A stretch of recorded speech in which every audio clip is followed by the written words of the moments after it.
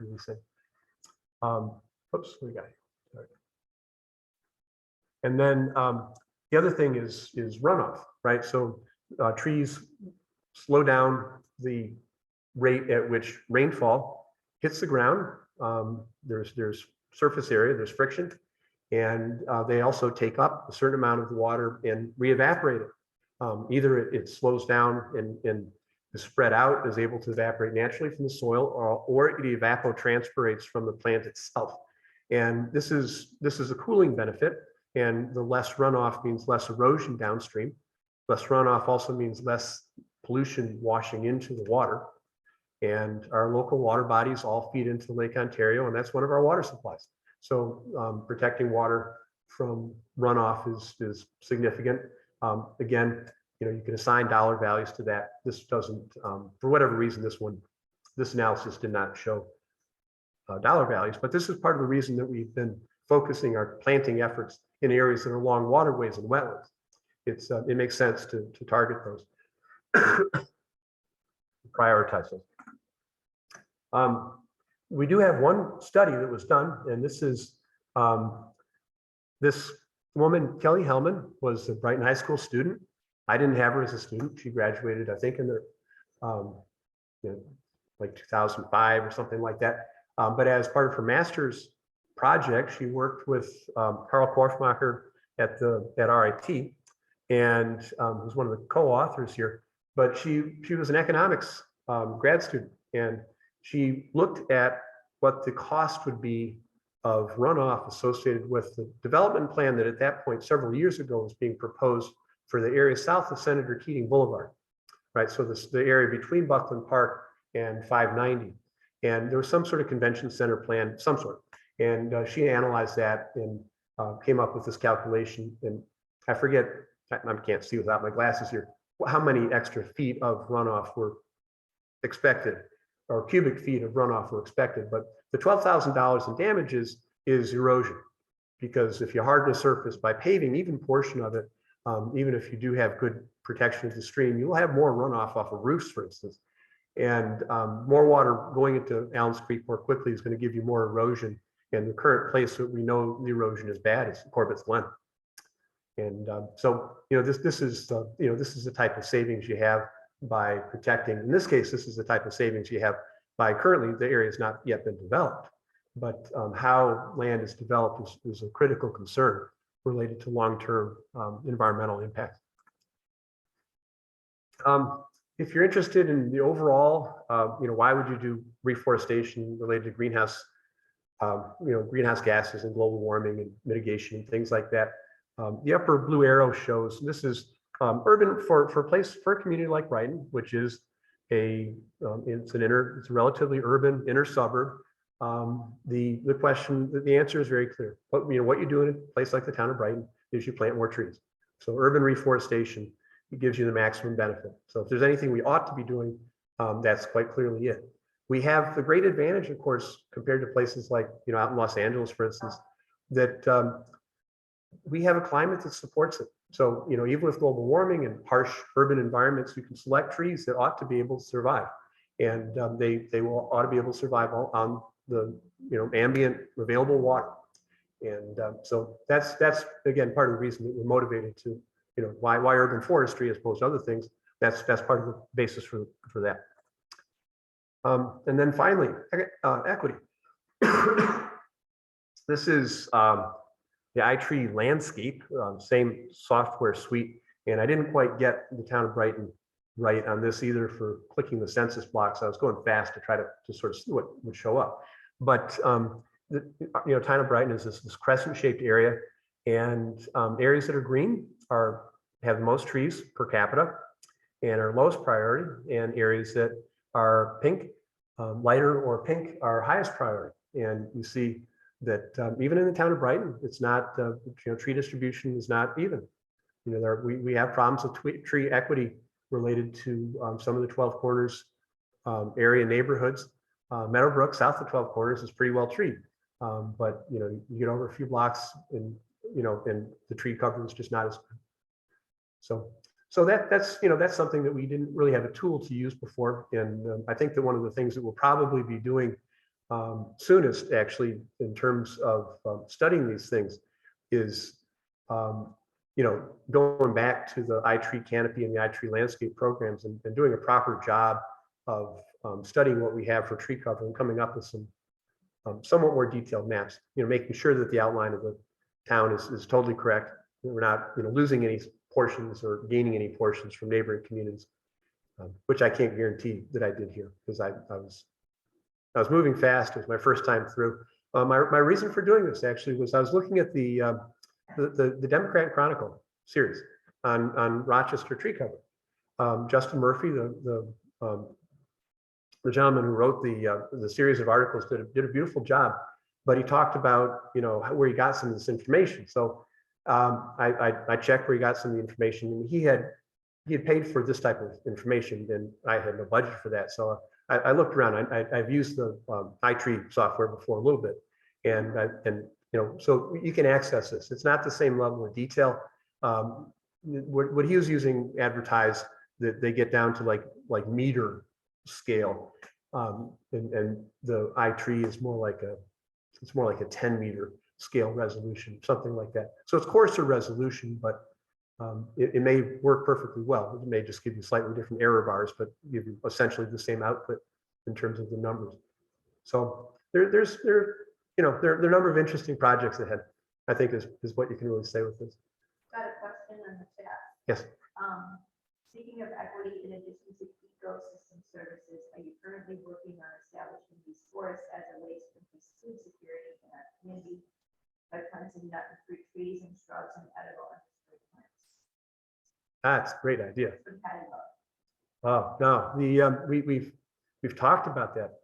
Are we planning? Are we doing anything on that? No, nothing specific. So just say loudly what I'm saying is that people are. Oh, right. I'm sorry. Okay.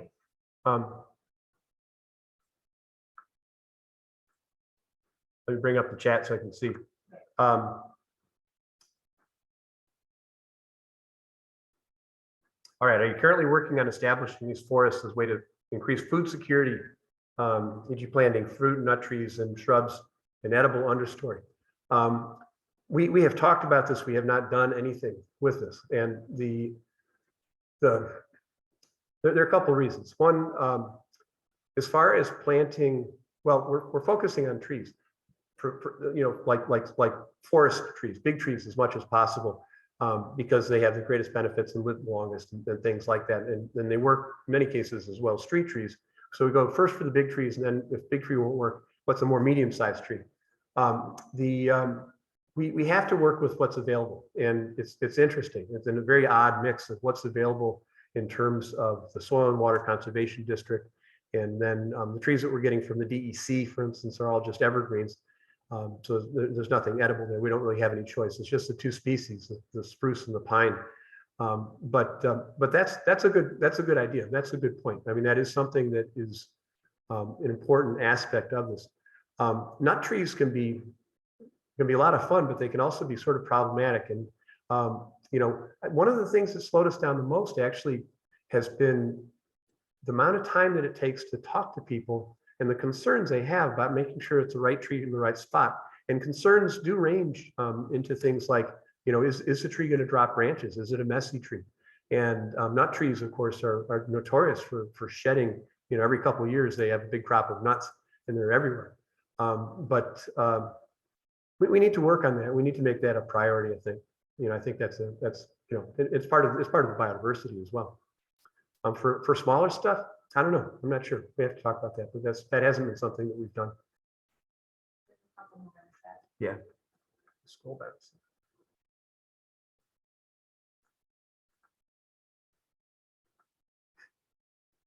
All right. Our glasses for this. Do we have records on how well the trees are doing, and how long have you been planting the trees? I've been doing this, the Arbor Day plantings, I guess what's this, maybe the third year? Does that sound right? Third year, maybe the fourth? I guess the fourth year. Okay, so this is the fourth year. And I have, here's the thing. we have planted and in many cases replanted trees. And because I'm organizing these things, I haven't been able to consistently keep on track of what has done well and what hasn't. I have notes intermittently related to what trees have been have succeeded, which ones have not. One thing I did start doing this spring though is to actually go out there and start entering these trees that we planted into the tree survey. So we'll have record of where they are and what they are, and you will have something. So I started that, but no, that's been, you know, this has been it's been a learning process actually for me on a lot of these things as well. And you know, how does it work, and you know, how do you organize something like this and get it so that it you know, has ongoing success? Has been you know, there's a learning curve, which I'm fine with, but it does take about that long. Well, a 3-year-old tree is a baby, which isn't Okay. I don't mean this as a criticism. Yeah, so I mean, comment, you're I'd be glad to just help. launching Move this. forward. I'm sorry. Rosemary's going to Oh, I was saying that you're just starting. This is just the beginning. If you're talking trees, they live so long. So they're okay. That's it. I'm sorry, you're not muted, but I can't hear you. Okay. It's not no audio. I'm sorry.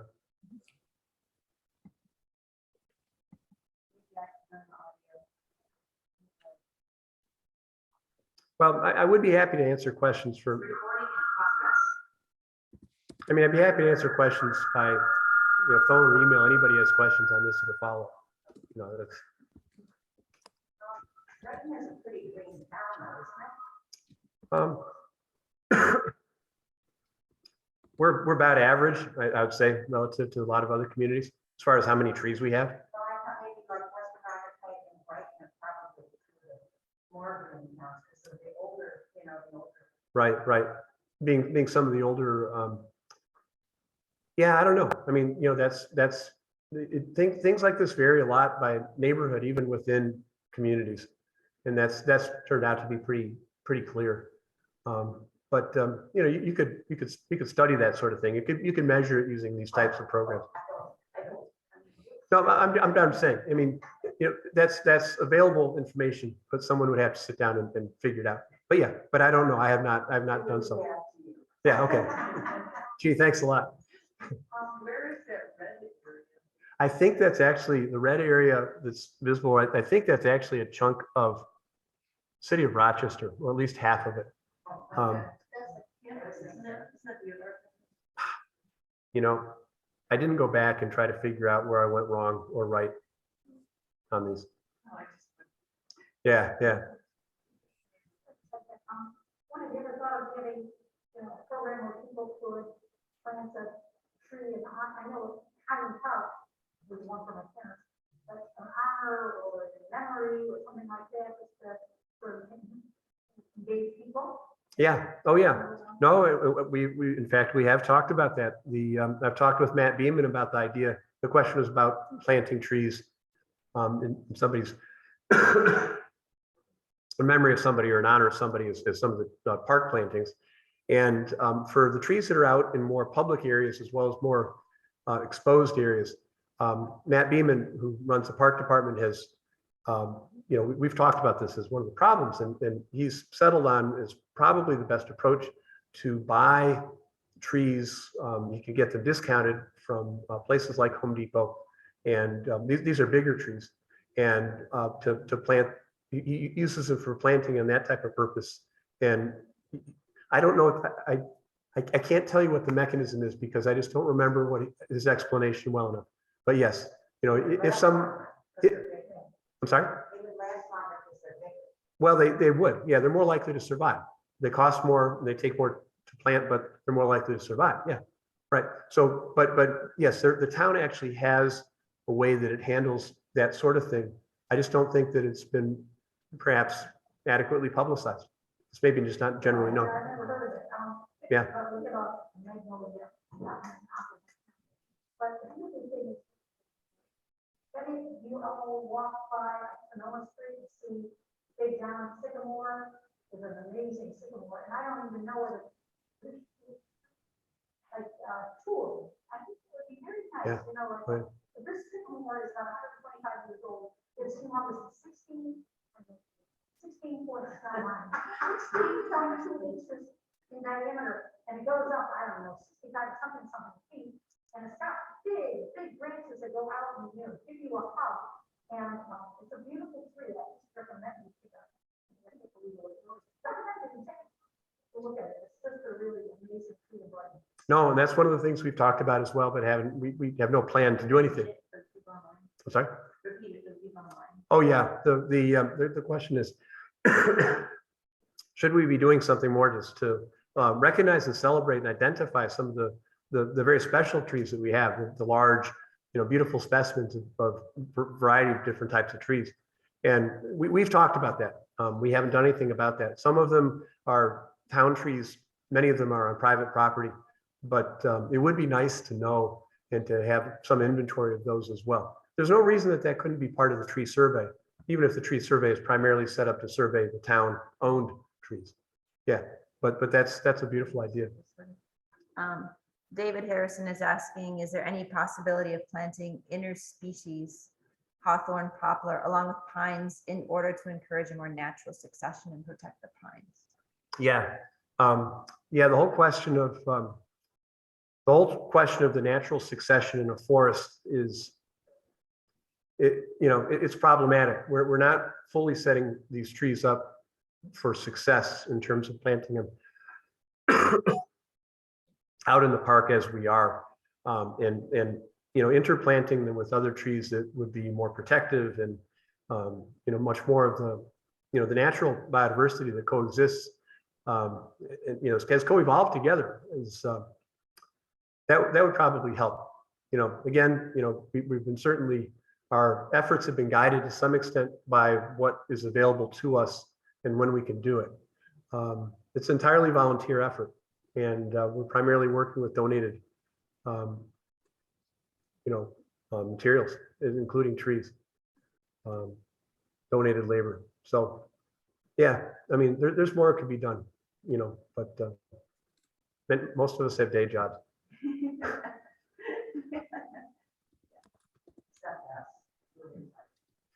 Yeah, well, you're retired. We have comment from in the room here that somebody piped up that they're retired, so they don't have day jobs. So I'll be making the rounds here before anybody's. I'll intercept you at the door to make. Seriously, though, there are many things that can be done short of having to, carry heavy buckets of trees around. That's only one of the many things that we do. A lot of the bigger challenges we have are organizational and keeping track of stuff, actually, quite honestly. We can get these groups together for activities, but in between time, it doesn't require a great deal of strength or brawn. Okay, Hey, thank you for coming. Rosemary is asking, do you need volunteers to help you find more diverse tree sources and funding? Yes. We need volunteers to find more diverse tree sources and funding. Yes, that would be fantastic. We know that there are more diverse tree sources out there. We know that there's funding out there too. That's actually part of the motivation for doing the tree survey, is that having a digital tree survey will enable us to then apply for a series of external grants. I think that they're mostly from the state related to urban forestry initiatives. And these things are on the order of like $60,000, $70,000 grants and things like that, which would go a long ways towards covering some of the costs associated with, finishing the tree survey, or, purchasing trees that are, not things that are in the normal supply that we're accessing. Getting a little bit of expertise related to, doing various things, hiring people to do various parts of these projects, in fact. Curious, how many people are on conservation? Oh, so what do we have on the conservation board? 6 or 7 people on the conservation board? Yep. Yeah, so now is this question, the DC? Yeah. Yep, so DC and Soil and Water Conservation District have more diverse tree species. They need funding funding to order them as opposed to take leftovers. Yeah, that's true. And that's We have gotten trees. We've gotten donations, and we've donated our own money for some of the soil and water conservation trees, and gotten more diverse trees. The biggest challenge we've run into, actually, the reason that we sort of backed off and are planting mostly evergreens in the park, at least, is that survival on the deciduous trees, given the enormous mouse population out there, the deciduous trees mostly have their bark stripped off. In some cases, the trees just get leveled and carried away by the mice. I don't know what the mice do with it, but you know, they have 24 hours to work on these problems. You know, they don't hibernate, they don't sleep. I don't think they're just out there chewing on stuff. It's incessant. So can you put a mouse trap by every? A mouse trap by every tree. That's right. If I put a mouse trap by every tree and you promise to check them all winter long, that would be great. But I mean that's what it comes out to. I mean, there's so many mice. Oh my goodness. They're probably our most numerous small animal species in the town. Are field mice in people's yards, and the fields, of course, are just literally overrun. Rent out our cats. Yes, and foxes. Yesterday I saw, or Monday, Tuesday, I saw up on Highland Avenue a large, beautiful red fox and run across the street and did something in the front yard somewhere, like it pounced on something. And then there was a small fox. So the baby foxes at this point are out there running around with their parents, which is pretty cool. But, you know, that's the type of urban wildlife that does a great deal of service. This winter I saw a pair of coyotes out at Buckland Park as well. And they were not looking to be seen, but they were making the rounds out in the field, and that's good. You know, so that's helpful. What time of day is It was morning, it's like sunrise, it? A lot of fox out there. and there are hawks and owls at various times migrate through. Yeah. So you know, so it's good, but now we have pest issues that are, I don't know if they're insurmountable, but they're considerable. Can you track any of them? Or somewhere else? Go over to another town. Well, you know, there's certain things you can and can't do, certain things you don't even necessarily want to talk about. But the mice that I've captured by hand in my backyard, I generally throw over the fence. The neighbor has a dog that probably doesn't threaten him very much. It's an arthritic pug. It doesn't move very fast. But you know, if there were humane ways of killing field mice and recipes for like wild free range, you know, mouse meat, we could make a bundle. So if you come up with any good ideas related to mouse recipes, then we can start talking about this, because that may be the answers. They're out there, and they're super abundant. I don't think we can make a dent in the population, but we might try. Rosemary is saying I that. spoke before about, I donated to one tree planted. If you can help us with an organization like that, where you can donate to your someplace. I know my son lives in California. Yeah. And I'm from Los Angeles, and so with all the fires and stuff, I donated a bunch of trees. They're only about. Yeah. You donate to Color Brighton Green. Yeah.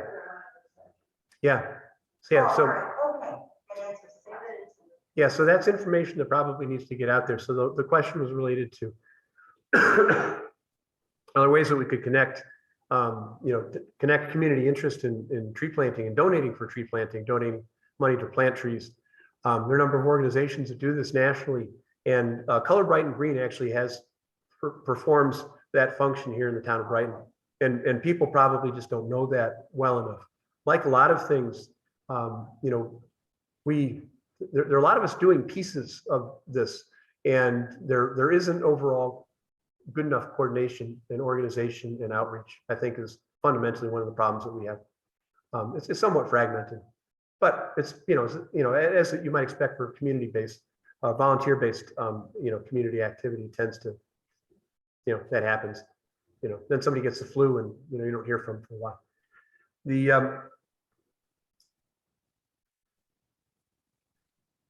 Rosemary is saying that with larger trees, the deer stretch off their bark to sharpen their horns. Yes, right. Yeah, they rub against the bark. And then some of these trees that have been in the cages are just for reasons I don't understand what the deer are doing. They must be bodily flinging themselves at these things and flattening them. It looks like somebody ran over them with a ATV or something. Yeah, so there are strange things that happen to trees. It's perilous business being a tree out there. But even even relatively large trees can be killed by buck rub. Buck rubbing their antlers against them. That's a problem. We've had that problem. We've cleared around trees and done some trimming. In some cases, that's exposed trees to be damaged by deer, which is not really the intent, but sometimes the outcome. Yeah, so we just have a few minutes left. Are there any last comments or questions? If not, thank you so much. Yeah, I guess, thank you so much for coming. I appreciate this. The one thing, if I guess for closing comments, I have some, and that's that, my suspicion, our suspicion on the conservation board has been, and also, with people, talking to people for Color Brighton Green, has been that coordination and outreach and education and communication are probably the areas that we're falling down the most, and where we stand to make some of the biggest gains. And this would address some of the equity issues, I'm sure, as well. So I see that as a real priority. So planting trees is part of it, caring for trees, taking care of trees, but establishing a better system for getting the information out and from hearing from community members, I think would be very important. I'm not an expert in that sort of thing. I'm not sure exactly how one goes about that, but. Well, Color Brighton Green, they are awesome. I volunteered, when was it when we got all those numbers recycled? I don't know, 500 ago. Well, I think it was more than that. Yeah. And we at the market, we sit there and get all these recycles, and they found places that we could get them to be recycled at. Yeah. And so we got one of how we recycle all the numbers. Yep. It's a great organization, just a great job. Yeah, so the comment was that Color Brighton Green is probably the organization that is sort of point on this in many ways. Conservation board, excuse me, a town conservation board for some things, Color Brighton Green for others. It's tended to sort of move in that direction, although I don't think we've had any like formal conversations at all, actually. Well, there's 2 members of both, Right. so that's helpful. Yeah, that's helpful, but I'm not sure we've taken it the next step. Maybe that is the next step. Yeah. Yep. Well, thanks. I appreciate your. Yeah. My pleasure.